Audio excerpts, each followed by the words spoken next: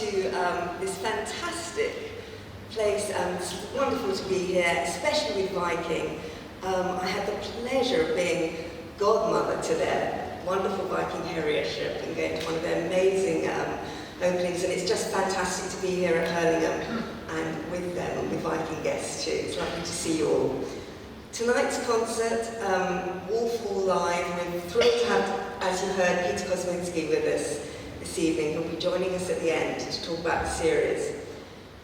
And we're even more thrilled, or as thrilled, to have Anton Lesser with us, who played Thomas More in Wolfhall. He deservedly got a BAFTA nomination for it. And he snuck away from his rehearsals for The Two Popes, which opens in 2 weeks' time at Richmond. So we're even more thrilled that he actually snuck away from rehearsals this afternoon to be with us. And he's going to be narrating from the novel. If you haven't seen Wolfhall, it doesn't matter at all, because you can just enjoy, hopefully, the images on the screen taken from the series and the score. These are the musicians that played on the original score, and hopefully you'll just get transported into the world of Wolfhall. If you have read the novel, if you've been to the theatre performance, and if you've watched the TV series, even better, because hopefully this will bring back all those happy memories and the wonderful performances throughout the series. So please welcome, and give your warmest Hurlingham welcome, to the very wonderful Anton Lesser.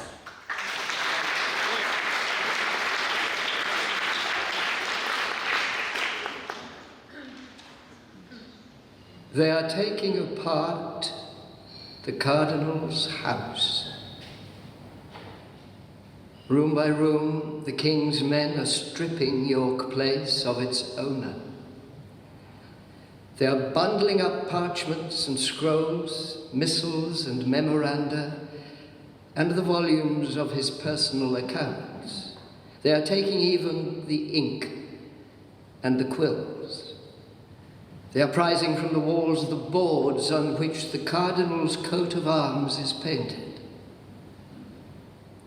They arrived on a Sunday, two vengeful grandees, the Duke of Norfolk, a bright-eyed hawk, the Duke of Suffolk, just as keen.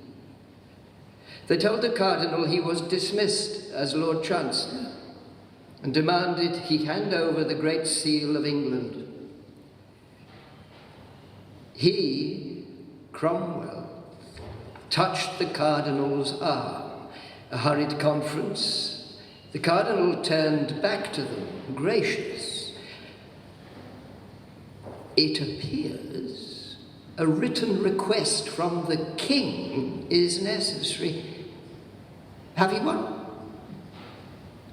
Oh, careless of you. It requires a lot of face to keep so calm, but then the Cardinal has face. You want us to ride back to Windsor? Charles Brandon is incredulous. For a piece of paper? When the situation is plain? That's like Suffolk. To think the letter of the law is some kind of luxury. Cromwell whispers to the Cardinal again, and the Cardinal says, "No, I think we'd better tell them, Thomas. Not prolong the matter, it's natural life. But my lords, my lawyer here says I can't give you the seal, written request or not. He says that, properly speaking, I should only hand it to the master of the rolls, so you'd better bring him with you." Cromwell says lightly, "Be glad we told you, my lords. Otherwise it would have been 3 trips, wouldn't it?" Norfolk grins. He likes a scrap. "I'm obliged, master," he says. When they go, Wolsey turns and hugs him, his face gleeful. Though it is the last of their victories, and they know it, it is important to show ingenuity. 24 hours is worth buying when the king is so changeable. Besides, they enjoyed it. Master of the Rolls, Wolsey says. Did you know that? Or did you make it up? Monday morning, the Dukes are back. Their instructions are to turn out the occupants this very day, because the king wants to send in his own builders and furnishers and get the palace ready to hand over to the Lady Anne, who needs a London house of her own. He's prepared to stand and argue the point. Have I missed something? This palace belongs to the Archdiocese of York. When was Lady Anne made an archbishop? But the tide of men flooding in by the water stairs is sweeping them away. The two dukes have made themselves scarce, and there's nobody to argue with. What a terrible sight, someone says. Master Cromwell balked of a fight. And now the cardinal is ready to go, but where? Over his customary scarlet. He is wearing a travelling cloak that belongs to someone else. They're confiscating his wardrobe piece by piece, so he has to grab what he can. It is autumn, and though he is a big man, he feels the cold. They are overturning chests and tipping out their contents. They scatter across the floor letters from popes, letters from the scholars of Europe, from Utrecht, from Paris, from San Diego de Compostela, from Erfurt, from Strasbourg, from Rome. They are packing his Gospels and taking them for the king's libraries. The texts are heavy to hold in the arms and awkward, as if they breathed. Their pages are made of slunk vellum from stillborn calves, reveined by the illuminator in tints of lapis and leaf green. They take down the tapestries and leave the bare blank walls. They are rolled up, the woolen monarchs, Solomon and Sheba. As they are brought into coiled proximity, their eyes are filled by each other and their tiny lungs breathe in the fibre of bellies and thighs. Down come the cardinal's hunting scenes, the scenes of secular pleasure, the sportive peasant splashing in the ponds, the stags at bay, the hounds in cry, the spaniels held on leashes of silk, and the mastiffs with their collars of spikes. The huntsmen with their studded belts and knives, the ladies on horseback with jaunty caps, the rush-fringed pond, the mild sheep at pasture, and the bluish feathered treetops running away into a long plumed distance to a scene of chalky bluffs and a white sailing sky. The cardinal looks at the scavengers as they go about their work. Have we refreshments for our visitors?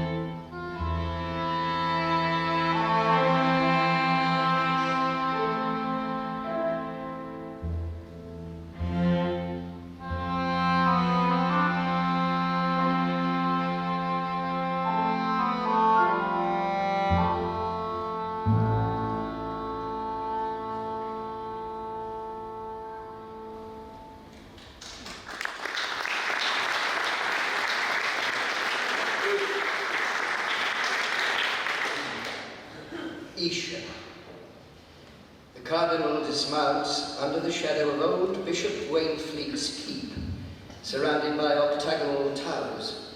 The gateway is set into a defensive wall topped with a walkway, stern enough at first sight, but the whole thing is built of brick, ornamented and prettily inlaid. You couldn't fortify it, he says. Cavendish is silent. George, you're supposed to say, but the need could never arise. The cardinal's not used the palace since he built Hampton Court. They've sent messages ahead, but has anything been done? Make my lord comfortable, he says, and go straight down to the kitchens. At Hampton Court, the kitchens have running water. Here, nothing's running but the cook's noses. It is worse than he thinks. The larders are impoverished, and such supplies as they have show signs of ill-keeping and plunder. There are weevils in the flour. There are mouse droppings where the pastry should be rolled. It is nearly Martinmas, and they have not even thought of salting their beef. The batterie de cuisine is an insult, and the stock pot is mildewed.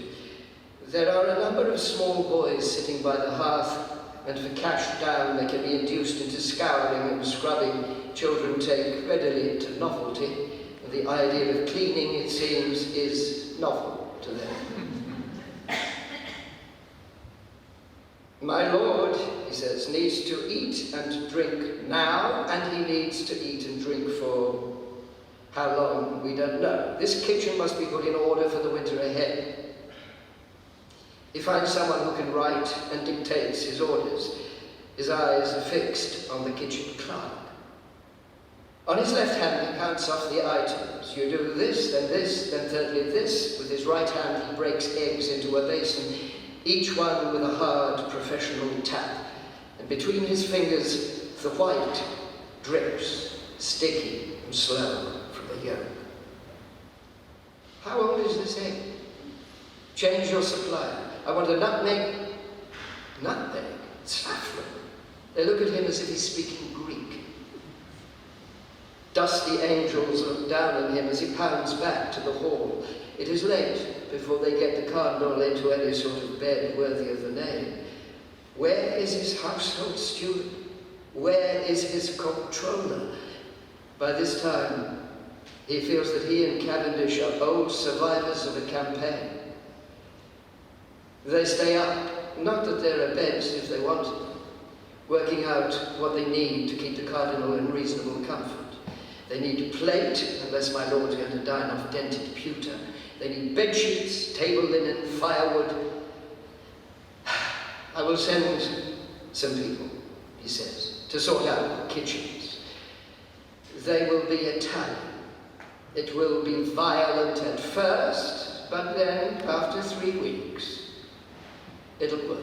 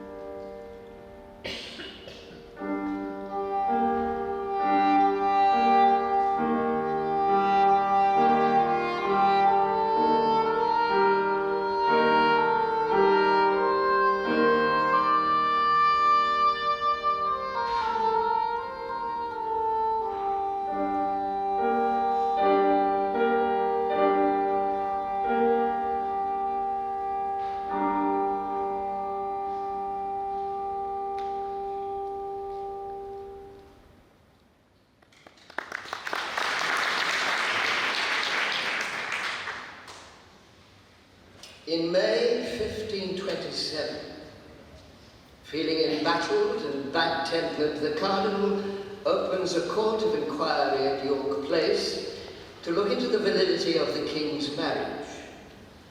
It's a secret court. The Queen is not required to appear or even be represented. She's not even supposed to know. But all Europe knows. It is Henry who is ordered to appear and produce the dispensation that allowed him to marry his brother's widow. He does, and he's confident that the court will find the document defective in some way.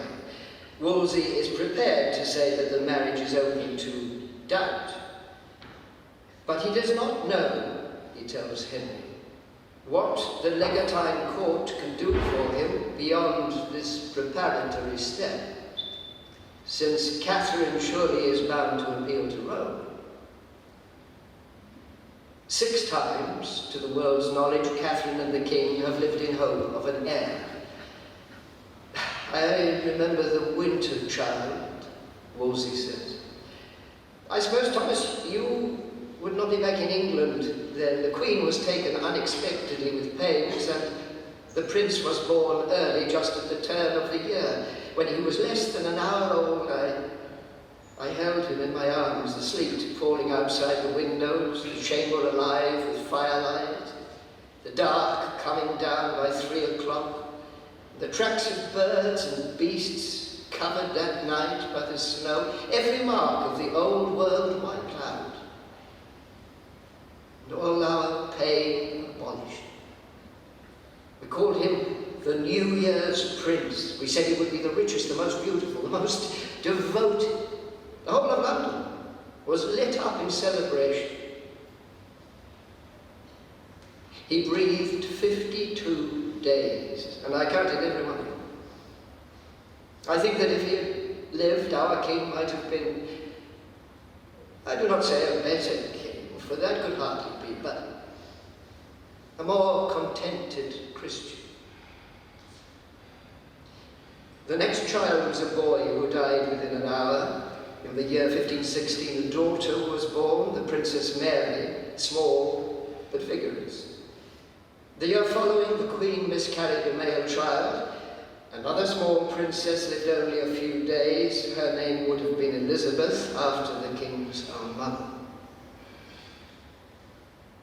Sometimes, said the Cardinal, the King speaks of his mother, Elizabeth Plantagenet, and tears stand in his eyes. She was, you know, a lady of great beauty and calm, so weak under the misfortunes God sent her. She and the old king were blessed with many children, and some of them died, but, says the king, my brother Arthur was born to my mother and father within a year of their marriage, and followed in not too long a time by another goodly son, which was me. So why have I been left after 20 years with one frail daughter, whom any vagrant wind may destroy? By now they are this long married couple, dragged down by the bewildered consciousness of sin. Perhaps, some people say, it would be a kindness to set them free. I doubt Catherine will think so, the Cardinal says. If the Queen has a sin laid on her conscience, believe me, she will shrive it if it takes the next 20 years.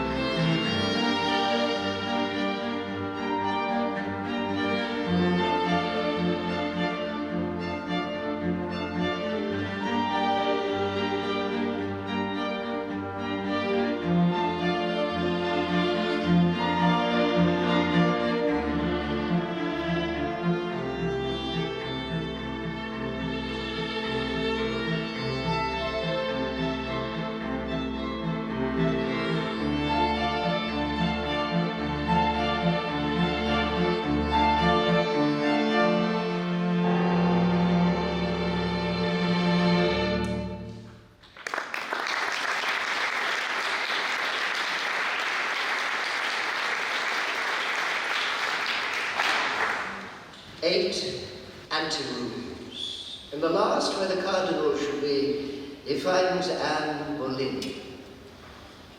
Look, there are Solomon and Sheba, unrolled again back on the wall. There is a draught.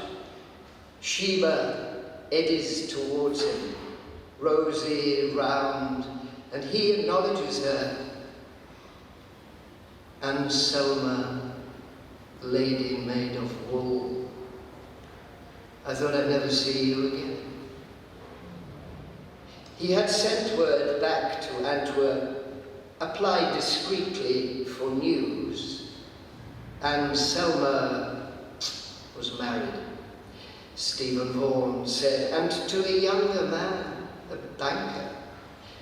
So, if he drowns or anything, Cromwell said, let me know. Vaughan writes back, Thomas, come now. Isn't England full of widows, fresh young girls? Sheba makes Anne look bad, sallow and sharp. She stands by the window, her fingers tugging and ripping at a sprig of rosemary. When she sees him, she drops it, and her hands dip back into her trailing sleeves. In December, the king gave a banquet to celebrate her father's elevation to be Earl of Wiltshire. The Queen was elsewhere, and Anne sat where Catherine should sit. There was frost on the ground, frost in the atmosphere. They only heard of it in the Wolsey household. The Duchess of Norfolk, who is always furious about something, was furious that her niece should have precedence. The Duchess of Suffolk, Henry's sister, refused to eat. Neither of these great ladies spoke to Boleyn's daughter.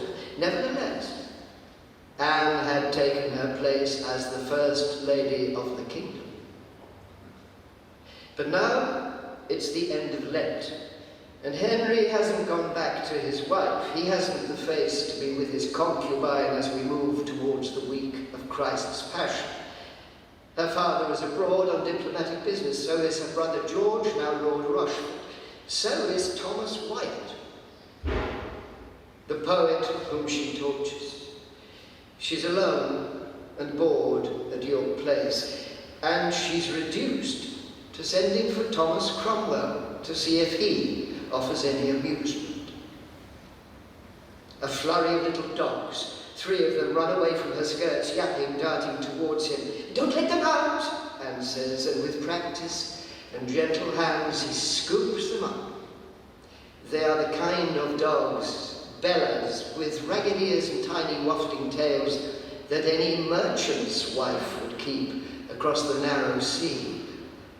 By the time he has given them back to her, they have nibbled his fingers and his coat, licked his face and yearned towards him with goggling eyes, as if he were someone they had so much longed to see. 2 of them he sets gently on the floor. The smallest he hands back to Anne. Vous êtes gentille, she says, and how my babies like you. I could not love you, those apes that Catherine keeps, les singes, enchaîned, their little hands, their little necks fettered. My babies love me for myself. She's so small. The bones are so delicate, her waist so narrow. If 2 law students make one cardinal, 2 Annes make one Catherine. Various women are sitting on low stools, sewing or rather pretending to sew. One of them is Mary Boleyn. She keeps her head down as well she might. One of them is Mary Shelton, a bold pink and white Boleyn cousin, who looks him over and quite obviously says to herself, Mother of God. Is that the best Lady Carey thought she could get? Back in the shadows, there is another girl who has her face turned away, trying to hide. He does not know who she is, but he understands why she's looking fixedly at the floor. Anne seems to inspire it. Now that he's put the dogs down, he's doing the same thing.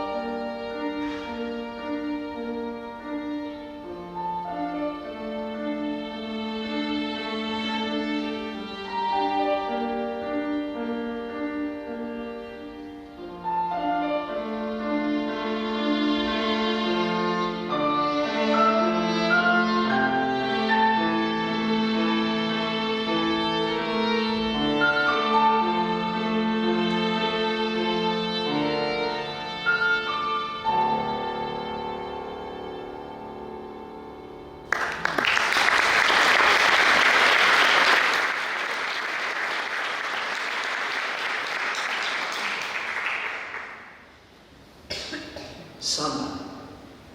The king is hunting.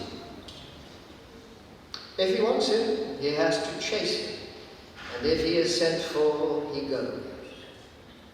Henry visits on his summer progress his friends in Wiltshire, in Sussex, in Kent, or stays at his own houses, or the ones he has taken from the cardinal.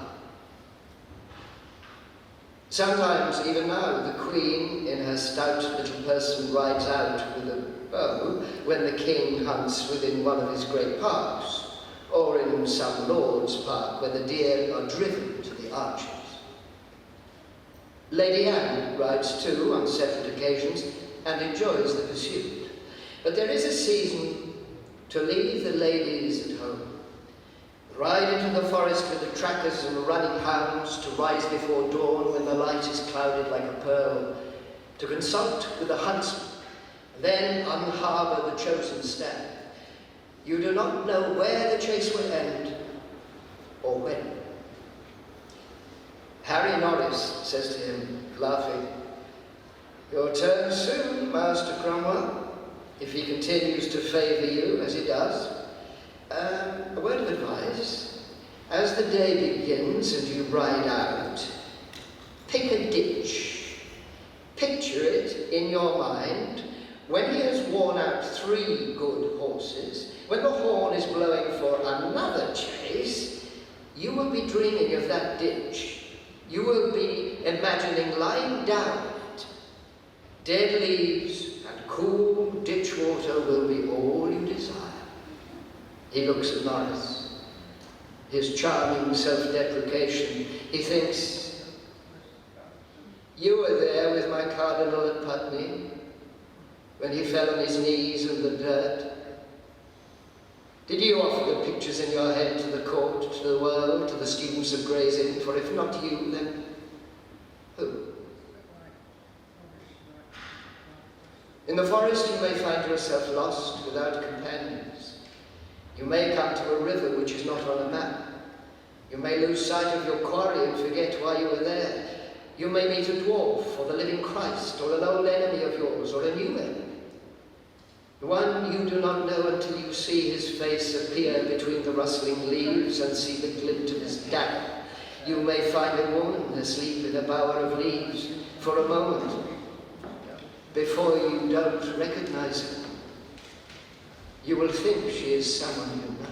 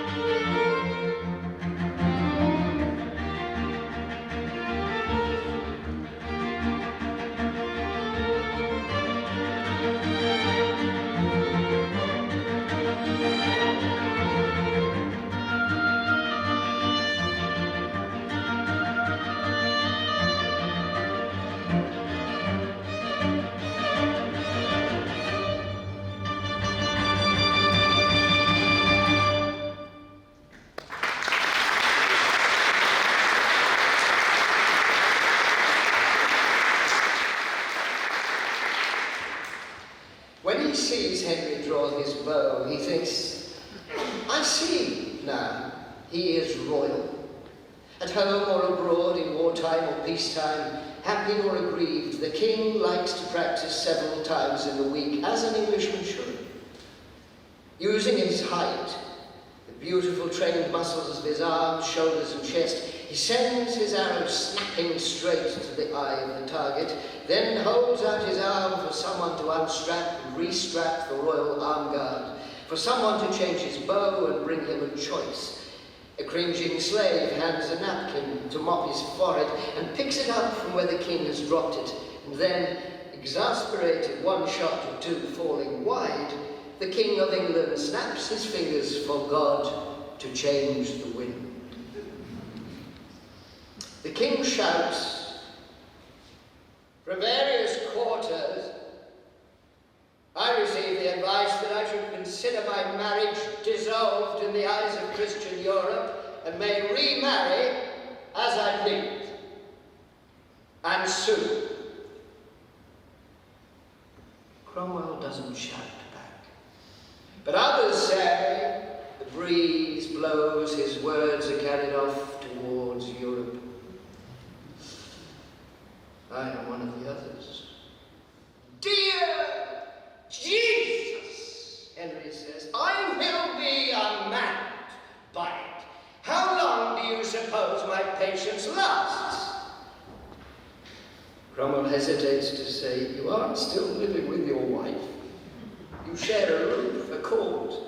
Wherever you move together, she on the Queen's side, he on the King's. You told the Cardinal she was your sister, not your wife. But if today you do not shoot well, if the breeze is not in your favour, or you find your eyes blurred by sudden tears, it is only Sister Catherine whom you can tell. You can admit no weakness or failure to Anne Boleyn." He has studied Henry through his practice round. He has taken up a bow at his invitation, which causes some consternation in the ranks of the gentlemen who stud the grass and lean against trees, wearing their fallen fruit silks of mulberry, gold and plum. Though Henry shoots well, he has not the action of a born archer. The born archer lays his whole body into the bow. "You have a good arm, Cromwell," the king says. "Good eye." "Well, at this distance. We have a match every Sunday, my household. We go to Paul's for the sermon and then out to Moorfields. We meet up with our fellow guildsmen and destroy the butchers and the grocers, and then we have a dinner together. We have brunch matches with the vintners." Henry turns to him impulsively. "What if I came with you one week? If I came in disguise, the commons would like it, but they're not. I could shoot for you. The king should show himself sometimes, don't you feel? It'll be amusing, yes?" "Not very, he thinks."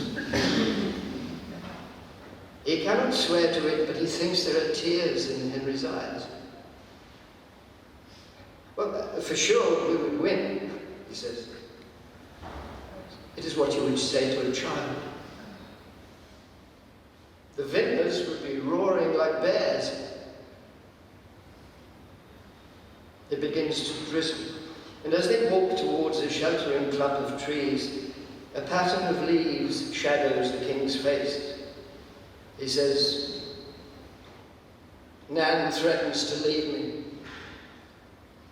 She says that there are other men, and she's wasting her youth."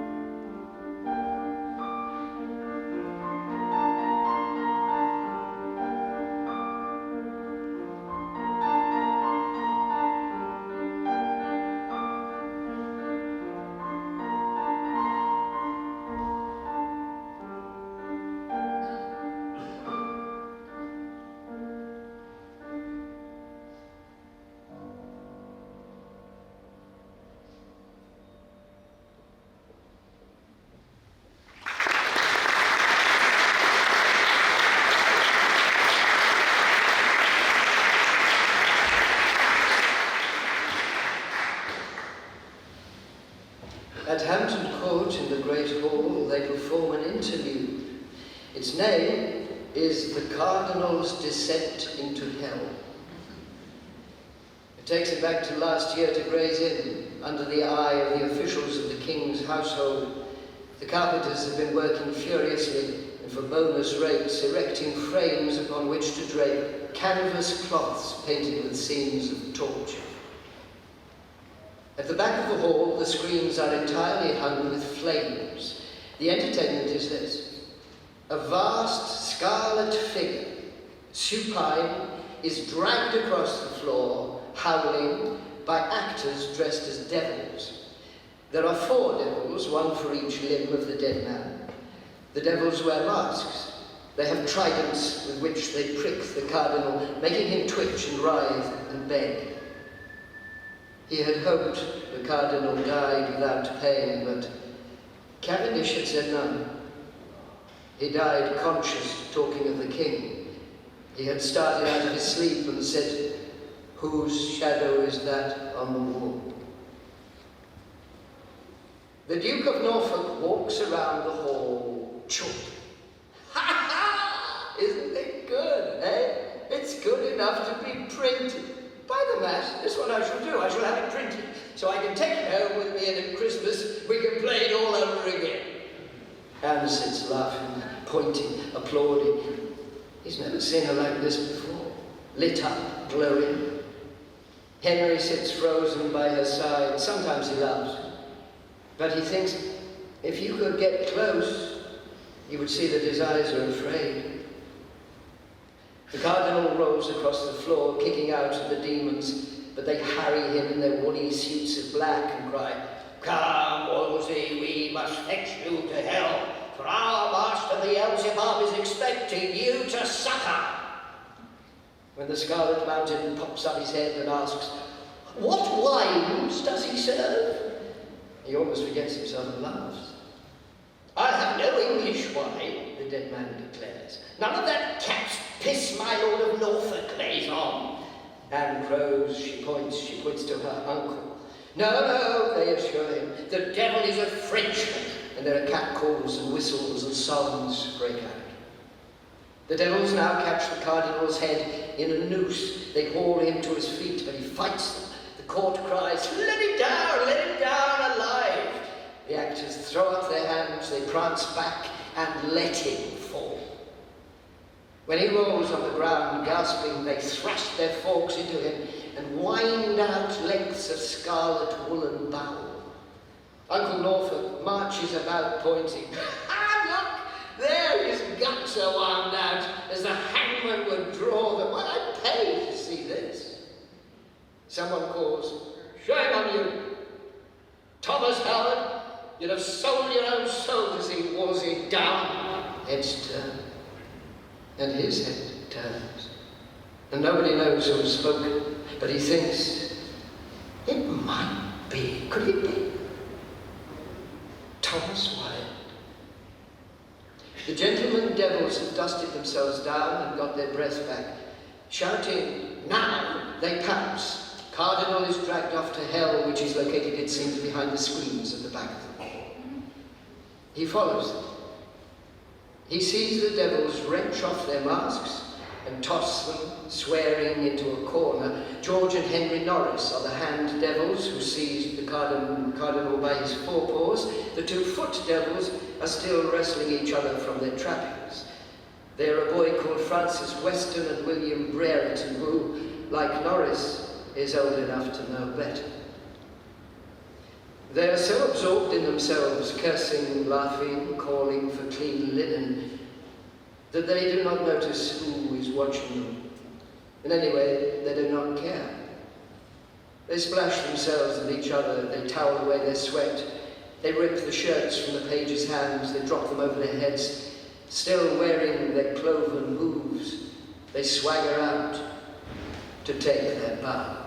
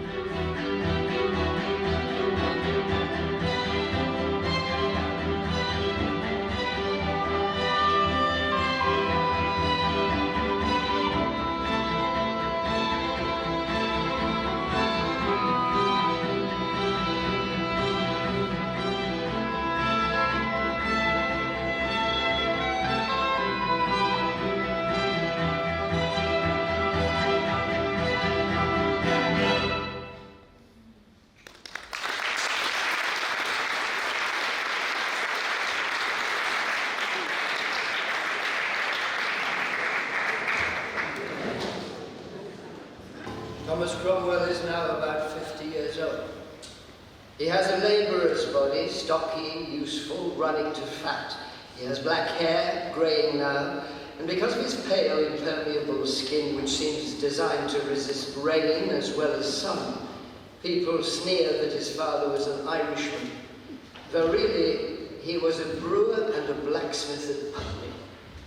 A shearsman too, a man with a finger in every pie, a scrapper, a brawler, a drunk, and a bully.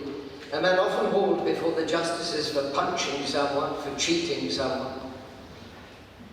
How the son of such a man has achieved his present eminence is a question all Europe asks. Some say he came up with the Boleyns, the Queen's family. Some say it was wholly through the late Cardinal Wolsey, his patron. Cromwell was in his confidence and made money for him and knew his secrets. Others say he haunts the company of sorcerers. He was out of the realm before boyhood, a hired soldier, a wool trader, a banker. No one knows where he has been and who he has met, and he's in no hurry to tell them. He never spares himself for the king's service. He knows his worth and merits and makes sure of his reward. Offices, perquisites and title deeds, manor houses and farms.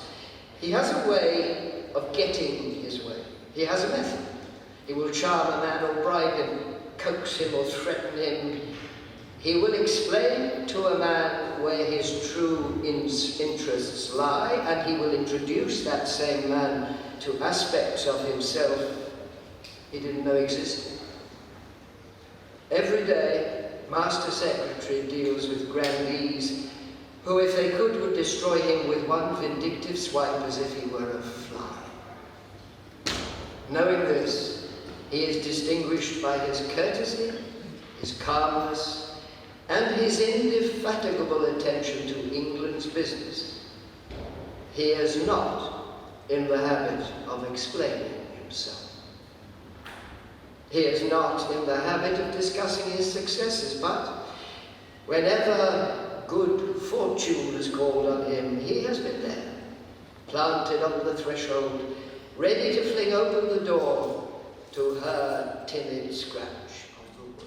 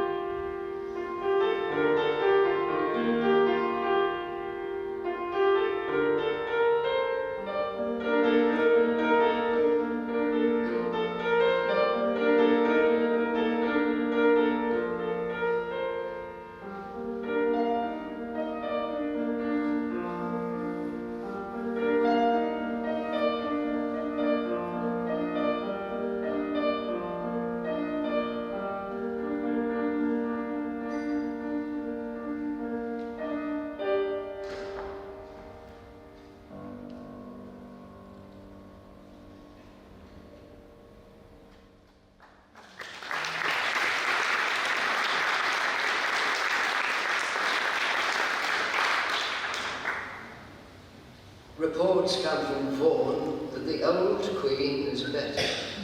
Chapuis thinks so well of her that he's on the road back to London.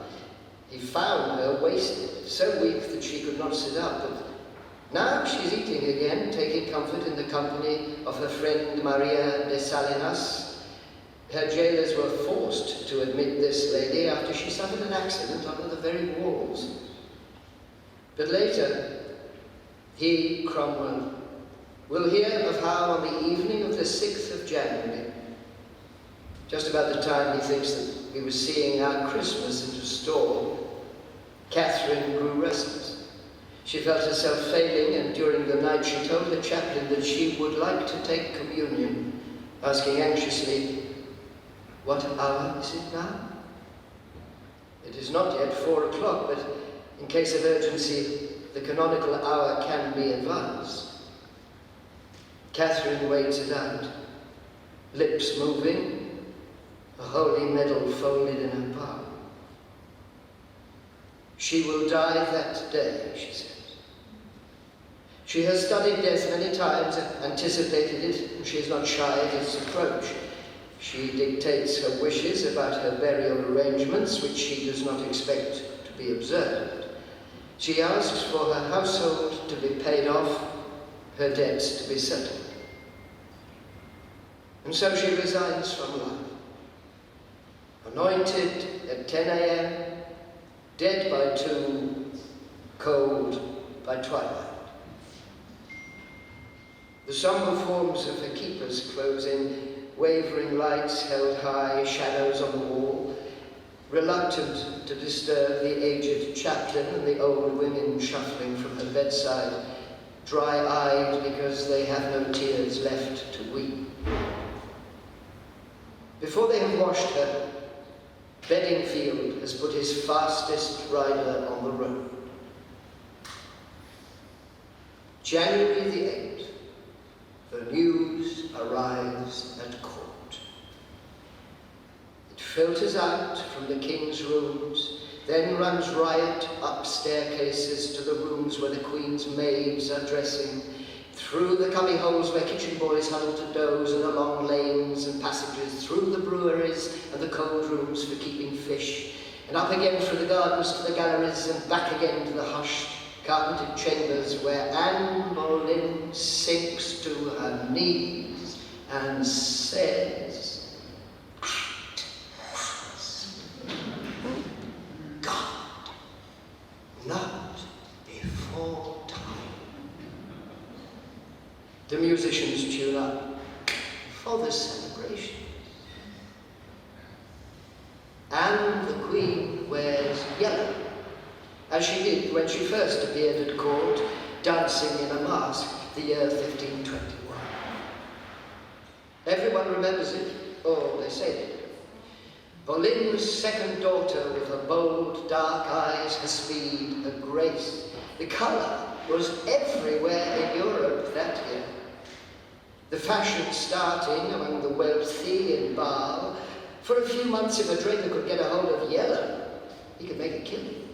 And then, suddenly it was everywhere, in sleeves and hose, and even hairbands for those who couldn't afford more than a sliver of it. By the time of Anne's debut, it had slid down the scale abroad. In the domains of the emperor, you'd see a woman in a brothel, hoisting her fat dugs up and lacing her yellow bodice. Does Anne know this? Today, her gown is worth 5 times the one she wore when her father was her only banker. It is sewn over with pearls so that she moves in a blur of primrose light. He says to Lady Rochford, "Do we call it a new colour or an old colour come back? Will you be wearing it, my lady?" She says, "I don't think it suits any complexion, myself. And Anne should stick to black."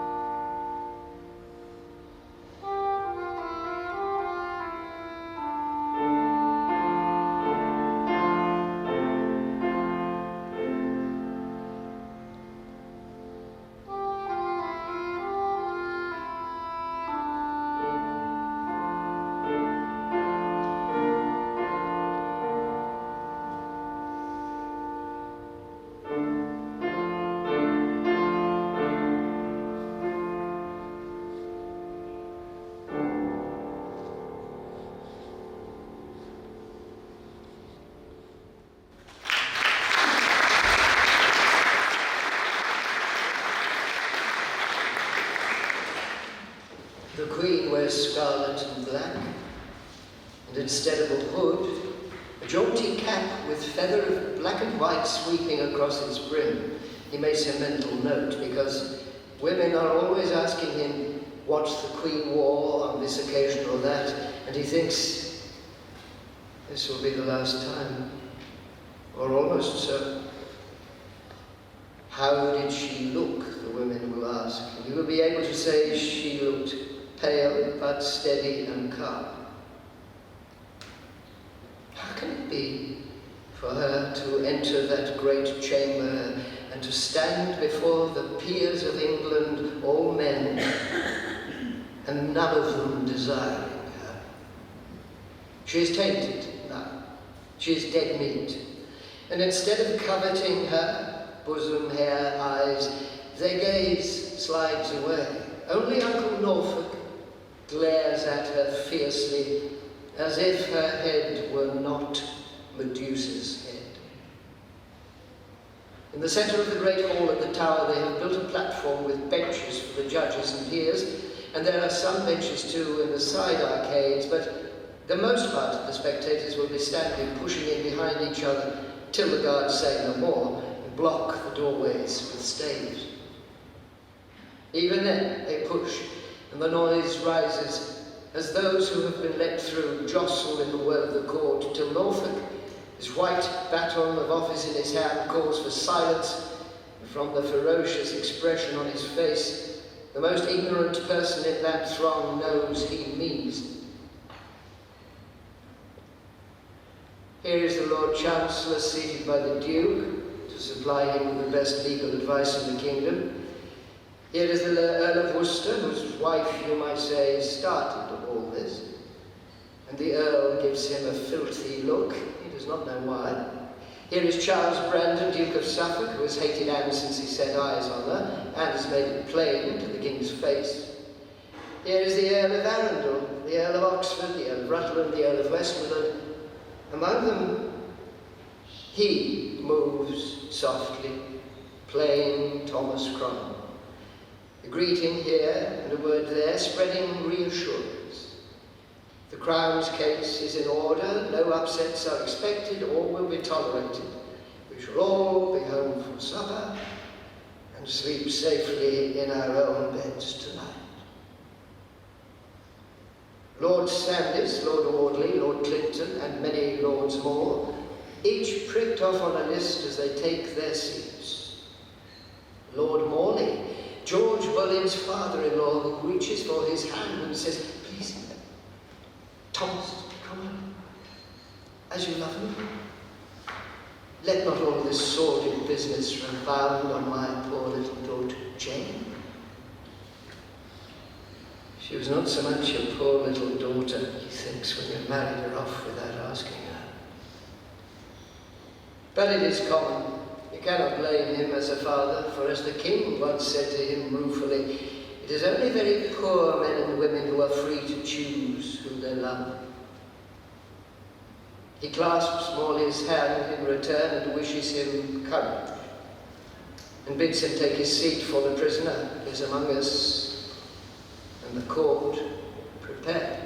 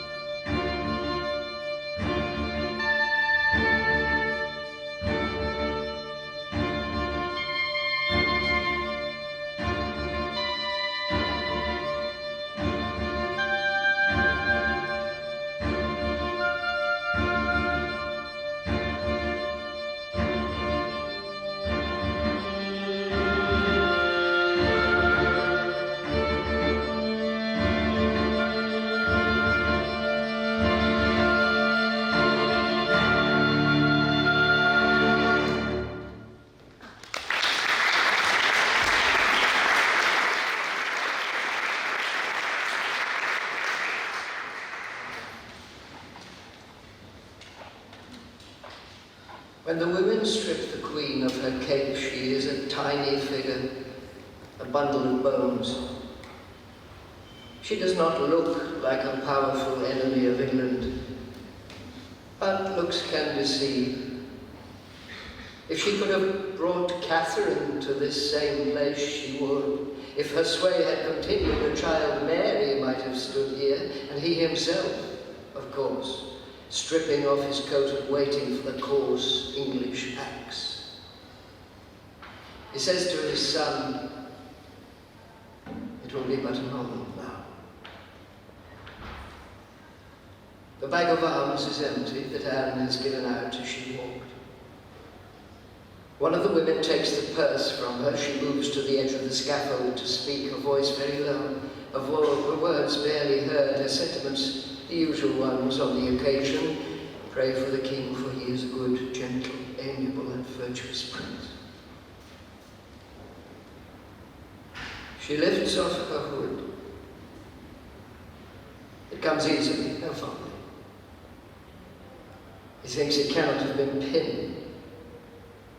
Her hair is gathered in a silk net at the nape of her neck, and she shakes it out, gathers up the strands, raising her hands above her head, coiling it.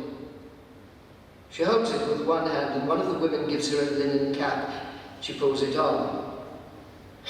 You'd not think it would hold her hair, but it does. She must have practiced. And now she looks about as if for direction. She lifts the cap half off her head, puts it back. She does not know what to do. He sees. She does not know if she should tie the cap string beneath her chin, whether it will hold without fastening, or whether she has time to make a knot, and how many heartbeats she has left in the world. The executioner steps out, and he can see he's very close. Anne's eyes focus on him. The Frenchman bobs to his knees to ask pardon. It is a formality, and his knees barely graze the straw. He has motioned Anne to kneel, and as she does so, he steps away as if he does not want contact even with her clothes. He hands a folded cloth to one of the women and raises a hand to his own eyes to show her what he means. He hopes it is Lady Kingston who takes the blindfold. Whoever it is, she is adept. But a small sound comes from Anne as her world darkens, her lips move in prayer. The Frenchman waves the women back, they retreat, they kneel. One of them almost sinks to the ground and is propped up by the others. Despite the veils, one can see their hands, their helpless bare hands, as they draw their own skirts about them, as if they are making themselves small, making themselves safe. The Queen is alone now, as alone as she has ever been in her life. She says, "Christ, have mercy. Jesus, have mercy. Christ, receive my soul." She raises one arm, her fingers again to the coif, and he thinks, "Put your arm down, for God's sake, put your arm down." And he could not will it more if the executioner calls out sharp, "Get rid of son!" The blinded head whips round, the man is behind her. She's misdirected, she does not see him. There is a groan, one single sound from the whole crowd. Then silence. And into that silence, a sharp sigh and sound like a whistle through a keyhole. The body exsanguinates, and its flat little presence becomes a puddle of gore.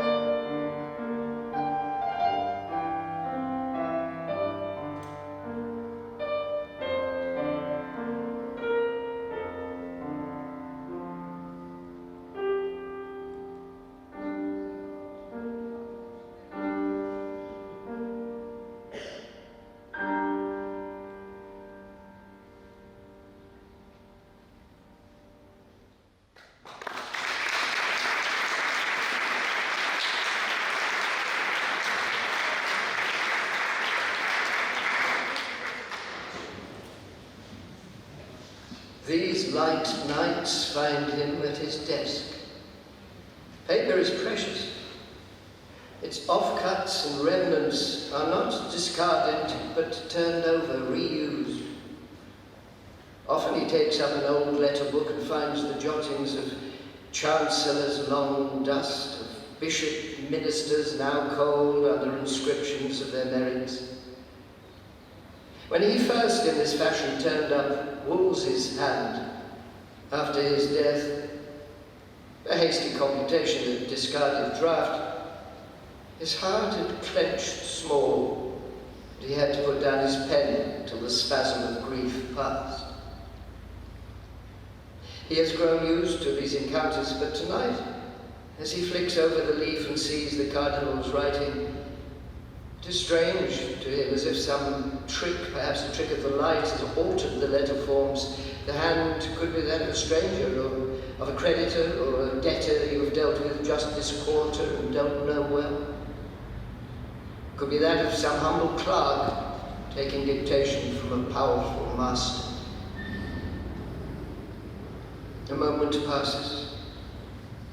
The soft flicker of the beeswax flame, a nudge of the book towards the light, and the words take on their familiar contours, so he can see the dead hand that inscribed them. During daylight hours, he thinks only of the future, but sometimes late at night, memory comes to nag him. Sometimes the process reverses, so that it is memory that offers comfort, and the future only threats.